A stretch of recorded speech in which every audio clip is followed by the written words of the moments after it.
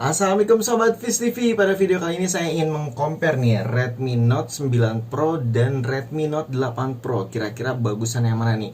Oh ya, untuk HP Redmi Note 8 Pro nya ini saya lagi pakai rekam ya, bagaimana kualitasnya, dan memang di sini pencahayaannya kurang, jadi harap maklum ya. Dan di sini saya ingin mengcompare menggunakan website GSM Arena, dan nanti juga ada data-data, jadi perbandingan Antutunya itu sudah saya siapkan. Oke. Pertama, sebelum kita masuk ke materinya, jadi rata-rata setiap orang umumnya ya saat mau beli HP pasti di-compare nih kalau misalnya memang yang detail. Jadi kayak seperti saya, dulu saya ngincer banget Redmi Note 7, itu sayangnya nggak dapet. Jadi flash sale nggak dapet. Saya beli offline kesana kesini itu nggak ada yang dapet, selalu kehabisan. Dari sana pikiran saya terbuka, jadi akhirnya saya membeli Realme 3 kemarin. Dan di sana saya lihat ternyata memang spesifikasi Realme 3 itu jauh lebih wah gitu. Semenjak itu jadi pikiran saya lebih terbuka lagi. Oke, jadi bagi sobat yang sudah mempunyai Redmi Note 8 Pro, selamat ya. Dan apakah worth it kalau kita upgrade ke Redmi Note 9 Pro?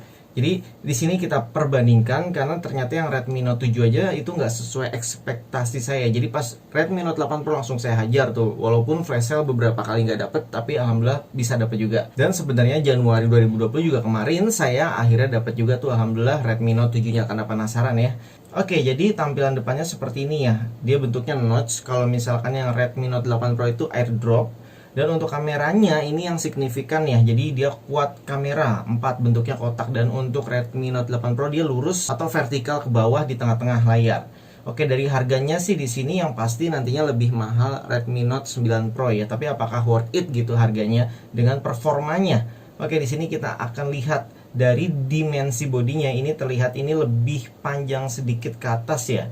Jadi ini lebih lebar dikit, tipis ini sih nggak begitu terasa harusnya. Terus untuk beratnya ini lebih berat ya, karena memang dimensinya itu lebih besar, jadinya lebih berat. Dan kan ada penambahan kamera juga satu ya, jadi wajar. Terus untuk SIM cardnya di Redmi Note 8 Pro ini kita hybrid, jadi harus modifikasi. Mungkin nanti ada videonya ya di YouTube Viz TV ini untuk cara memodifikasi SIM card biar bisa on dua-duanya plus SD cardnya. Jadi kalau untuk yang Redmi Note 9 Pro ini harusnya sih dia nggak hybrid, soalnya di sini nggak ada tulisannya. Jadi masing-masing biasanya slot 2 di atas dan satu SIM cardnya di bawah. Kemudian untuk display screen-nya di sini terlihat lebih besar sedikit, tapi kalau screen to ratio bodinya itu sama. Sebenarnya kalau diperbandingkan tuh ya layar lebih terlihat lebih lebar si Redmi Note 8 Pro itu 0,4% doang bedanya, jadi nggak begitu terasa banget. Dan untuk resolusi pixelnya di Redmi Note 9 Pro ini lebih 60 pixel ya, karena memang kan layarnya lebih lebar sedikit ya, jadi pixelnya ini lebih banyak. Dan untuk rasionya itu 20:9, jadi dia lebih panjang ke atas ya. Kemudian untuk nit max brightness, ini maksudnya apa sih? Jadi kalau kita melihat HP di bawah sinar matahari, itu biasanya kan HP kita menjadi gelap. Nah, kalau nggak salah saya pernah ngelihat di review YouTube mana gitu. Jadi brightness-nya ini kayaknya di bawahnya Redmi Note 8 Pro, jadi nggak sebesar 500 nit. Tapi kalau saya salah tolong dikoreksi di kolom komentar ya, nanti saya pin. Dan untuk display HDR-nya, jadi layarnya itu di sini sih nggak ada keterangan HDR-nya. Oke, untuk platformnya dia nanti keluar dengan Android 10. Jadi kalau misal untuk Redmi Note 9 Pro itu sudah Android 10, yang Redmi Note 8 Pro itu harusnya sih ada upgrade juga nantinya ke Android 10 ya. Kemudian untuk chipsetnya, nah ini dia inti dari ponselnya ya yang biasa kita incar. Jadi ada yang melihat dari segi kameranya, ada yang melihat dari chipsetnya. Nah, kalau saya pribadi karena saya suka gaming, jadi saya lebih memilih chipsetnya. Kalau kamera sih nomor 2 ya. Dari segi dapur pacunya, Redmi Note 9 Pro ini menggunakan Snapdragon 720G.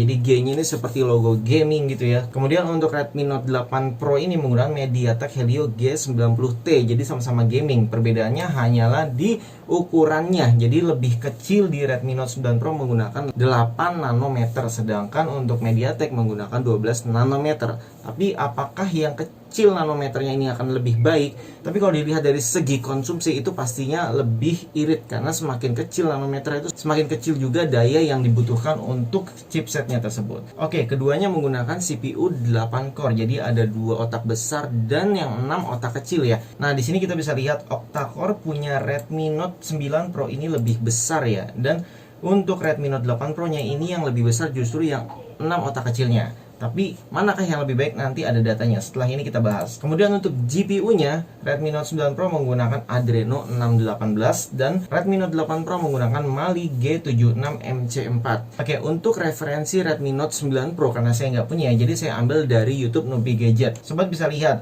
totalnya adalah 279.000. Dan untuk Redmi Note 8 Pro totalnya adalah 28.3000. Jadi masih lebih besar Redmi Note 8 Pro. Kok bisa ya? Ayo kita bandingkan lebih detail lagi. Dari segi CPU-nya di sini memang lebih unggul Redmi Note 9 Pro. Jadi ada peningkatan lumayan ya, sekitar 5.000-an perbedaannya. Snapdragon 720G ini benar-benar memperlihatkan kualitas dari nanometer yang semakin kecil tersebut. Jadi makin efisien. Kemudian sayangnya ya, pada sektor GPU ini kalahnya lumayan besar, yaitu 10.000. Jadi lebih bagus MediaTek. Oke, dari sini sobat sudah bisa memperlihatkan perbedaannya. Jadi bagi yang suka gaming, untuk Redmi Note 8 Pro ini lebih cocok menurut saya. Dan kalau untuk segi kamera, sobat bisa pilih Redmi Note 9 Pro. Karena kalau untuk bermain game itu lebih dibutuhkan grafiknya daripada CPU-nya. Oke, sedikit saya ceritakan pengalaman saya. Jadi kemarin saya menggunakan Realme 3 Pro juga sempat bimbang kan apakah harus upgrade ke Realme 5 Pro. Itu hanya perbedaan sedikit di CPU-nya aja, agak ditingkatkan clock-nya. Jadi kalau dari segi GPU-nya sama. Sehingga kalau untuk bermain game ya rasanya nggak akan jauh beda. Karena pas dicek di Android itu juga hanya beda 10% saja. Tapi misalkan kalau sobat untuk scroll-scroll media, itu scroll-scroll aplikasi, itu sih yang pasti membutuhkan grafik ya, jadi pasti lebih smooth di Redmi Note 8 Pro. Tapi kalau misalkan sobat sudah mempunyai kedua-duanya, coba silahkan tulis di kolom komentar ya, apakah lebih lancar Redmi Note 8 Pro ataukah lebih lancar Redmi Note 9 Pro dalam hal pindah-pindah aplikasinya ya. Oke, sekarang kita lanjut lagi ke memory card. Jadi sobat bisa lihat di sini micro SD dari Redmi Note 9 Pro ini menggunakan dedicated slot, artinya tidak bercampur dengan SIM card. Beda dengan yang Redmi Note 8 Pro, dia hybrid. Jadi sobat harus pilih salah satu atau modifikasi. Untuk segi kameranya yang pasti Redmi Note 9 Pro kan ada 4 kameranya, jadi sudah ketahuan ya perbedaannya. Kemudian di sini dari segi videonya, untuk Redmi Note 8 Pro ini mempunyai Gyro Ace. Jadi untuk stabil gambar, penstabil gambar ya. Sayangnya di Redmi Note 9 Pro di sini tidak ada keterangan Gyro Ace-nya. Oke, sekarang dari segi kamera depan atau kamera selfie. Kalau untuk Redmi Note 9 Pro menggunakan 16 megapiksel dan Redmi Note 8 Pro ini menggunakan 20 megapiksel. Namun dalam pembukaannya atau sensornya ini lebih besar punyanya Redmi Note 9 Pro. Ya harusnya sih ini lebih bagus dalam penangkapan cahayanya sob, di saat kondisi kurang cahaya ya. Oke, kalau untuk videonya ini dia mempunyai kelebihan bisa 120 fps. Kamera depannya ini ya wow juga sih, karena kamera depan ya sebenarnya buat apa sebesar itu. Terus kita lanjut, di sini masih menggunakan jack 3,5 mm. Kemudian untuk komunikasinya di sini NFC yang pasti keduanya ada. Yang membedakan adalah radio. Jadi di Redmi Note 9 Pro sudah tidak menggunakan radio. Lagi pula juga kita jarang ya menggunakan radio. Mungkin ada sobat yang masih menggunakan radio, silahkan tulis di komen ya. Kemudian untuk sensornya, fingerprint di Redmi Note 9 Pro itu adanya di samping dan Redmi Note 8 Pro masih di belakang. Jadi yang satu pakai jempol, yang satu pakai telunjuk. Kemudian untuk baterainya, ini Redmi Note 9 Pro ini benar-benar serius banget kayaknya. Baterainya itu 5000 dan didukung dengan fast charging 30 watt. Jadi udah saling mendukung banget nih keduanya. Yang pasti sih harusnya ngecasnya lebih cepat. Terus kemudian ini pastinya jauh lebih awet dari Redmi Note 8 Pro karena dari segi CPU-nya aja memiliki fabrikasi yang lebih kecil nanometernya. Tapi bagi saya pribadi yang pengguna Redmi Note 8 Pro untuk ngecas 4500 mAh ini dengan fast chargingnya itu juga sebenarnya sudah lumayan cepat kok. Jadi saya juga nggak ada kendala dengan masalah charging tersebut. Oke, ini sudah habis, saya sampai ke bawah, untuk tesnya masih kosong. Oke, kesimpulannya di sini menurut saya ya, pendapat saya, bagi sobat yang mengincar Redmi Note 9 Pro itu sih biasanya butuh kamera. Jadi kalau memang butuh kualitas kamera yang lebih baik, sobat bisa memilih Redmi Note 8 Pro. Ketahuan ya, sudah di belakangnya quad-core kamera dan selfie kamera juga bagus nih, karena untuk videonya itu mendukung 120 fps, itu gila banget sih menurut saya. Terus kemudian sektor CPU-nya sih lebih tinggi. Ya ini karena memang Redmi Note 9 Pro kan kameranya ada 4, jadi membutuhkan CPU yang lebih bagus, memang lebih besar. Karena semakin tinggi megapiksel itu otomatis CPU-nya juga harus semakin bertenaga. Tapi bagi sobat yang gamer ini lebih saya sarankan menggunakan Redmi Note 8 Pro saja, karena memang harganya juga jauh lebih murah ya. Kalau untuk masalah kamera sih, biasanya gamer nggak terlalu butuh kamera untuk narsis, untuk selfie ya. Apalagi yang untuk konten kreator, biasanya ngerekamnya juga menggunakan kamera aslinya, nggak kayak saya ya, masih menggunakan HP. Oke, jika informasi ini menambah wawasan sobat, silahkan di like. Dan yang belum subscribe, silahkan subscribe channel Viz TV di bawah ini. Sampai jumpa kembali, salam sobat Viz TV, wassalamualaikum.